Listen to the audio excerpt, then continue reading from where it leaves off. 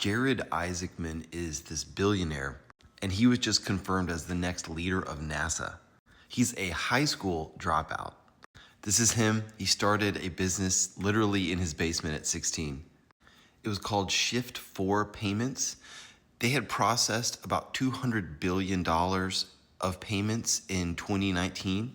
And then in 2020, they IPO. So Jared gets super wealthy. And then very importantly, Shift4 starts to do the payments for Starlink in late November of 2021. So Jared meets Elon. And then very interestingly, Jared goes on to found this company called Draken, trusted by militaries worldwide. And so the deal here is that Air Forces have a hard time training against other live planes. I guess it's very expensive. They call this red air training. So here is Draken with one of their planes. So Jared now owns fighter jets. His new business, Draken, starts to acquire fighter jets from countries that I guess don't need them anymore. They call them overstock. So this is an article about Draken acquiring F-16 jets from Holland, the Netherlands. So Jared's second business, they call it adversarial training. Honestly, really fascinating. Acquires 150 jets. This is the largest fleet of privately owned former military tactical jet aircraft in the world. He basically has this massive private air force. Just to put it in perspective, Sweden has about 94 of these tactical jets. So Jared now has an air force that is bigger than some developed economies. Just as an example, here's Draken doing deals with the Saudis. And in 2019, Blackstone acquires a majority interest in Draken. So Jared makes even more money. And here's where Elon comes back into the picture, because Jared bankrolls the first human space mission with all private citizens. And the thing that tipped me off to this deep relationship between Jared and Elon is that when I'm doing research on this post, I see the same phrase come up in like all these media outlets. Elon Musk ally, Musk ally, Musk ally, Musk ally, Musk ally. It's crazy when media outlets basically use the same phrases over and over again. I'm like, wait a minute, did they all just like hear a bat signal? But anyway, that mission of private citizens going into space, it was called Inspiration 4, and it was really successful. They got higher in space, so 364 miles away from the surface, than even the International Space Station, which is 254 miles. So they're 110 miles further away from the Earth's surface when they do like spacewalks and stuff like this. This is important because it's going to bring back to Jared this idea that private companies can do a lot of this space stuff very well. So it actually took Jared Isaacman a long time to get confirmed as the head of NASA.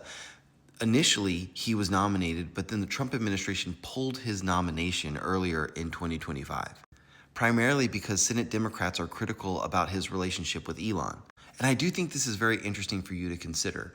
Here's this guy. I mean, he's worth a couple $1 billion.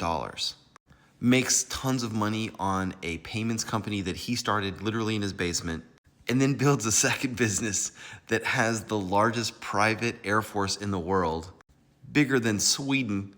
So he's clearly a capable and effective business person. But Democrats like this guy Markey from Massachusetts say that he has financial ties to basically private space companies. Markey cites that SpaceX has billions to gain from having a friendly NASA administrator. Okay, so hold on to that thought. Now let's just step back in the timeline a little bit. So in February of 2025, when Doge was in full swing and Trump had just got elected, NASA starts getting looked at by Doge, and a bunch of people leave NASA because they don't want to be part of this efficiency thing from Doge.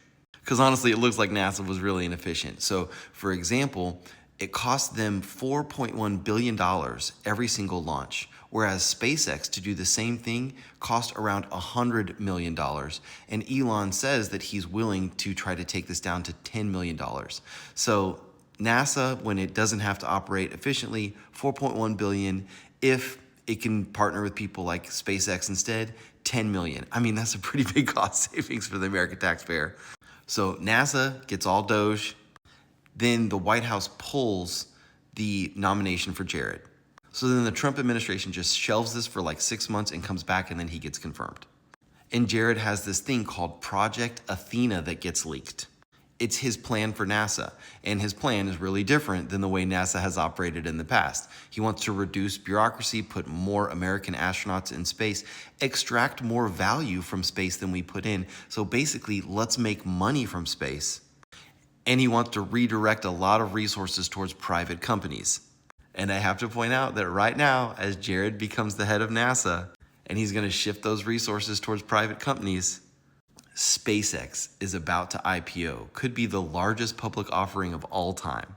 So, SpaceX has billions to gain from having a friendly NASA administrator. It's true. So, is this just a form of corruption? I don't think so, and I'm going to tell you the key difference.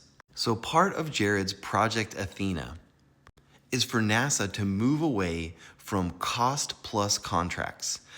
This is how it used to work when NASA would contract companies like Lockheed Martin and Boeing. So what this is, cost plus contracts, is when the US government will agree to pay the development costs for something. So in the case like NASA would hire Lockheed Martin to do something, and they would guarantee that Lockheed Martin would get a percentage profit on top of that, no matter what.